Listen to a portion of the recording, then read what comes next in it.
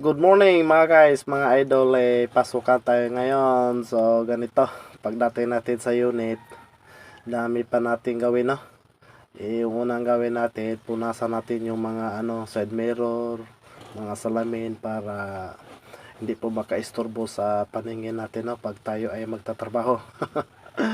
Ah, pero nasanay naman kami mga idol, mga ganitong gawain namin araw-araw. Basta walang ulan, maganda naman. Pero pag maulan, naku po, maputik yung area basta maulan. So ngayon mga idol, dito na naman tayo sa mag-check up naman tayo ng hydraulic. Dito tama naman yung hydraulic. Ito naman yung main pump niya, no. So pagkatapos natin dito, akyat tayo dito sa sa makina, no. Yan, dito tayo. Pagkatapos niyan, dito may isang gauge yan sa oil 90, swing motor diyan. So ngayon dito natin ilagay muna yung no, yung camera natin.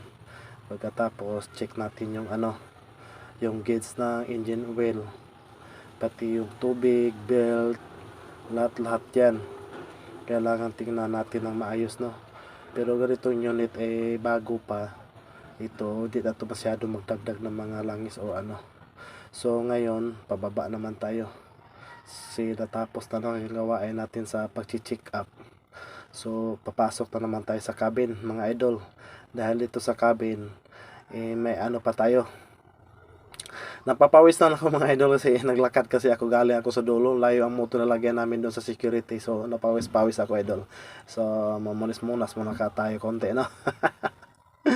Tingnan mo idol, gusto talaga malinis yung unit niya. So lagi nagpunas-punas niyan. Pagkatapos niyan, so ngayon tapos na. Isulat muna natin sa checklist yung lahat ng ayos ba o hindi. Kailangan may report tayo araw-araw nito sa checklist. So ilagay natin sa gilid, no. Pagkatapos niyan, start na natin yung susi. On muna.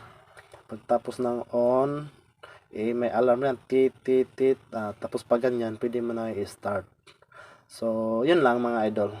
So dito lang video natin magtatapos ng mga idol. Umpisa na tayo sa pagtatrabaho natin ngayon.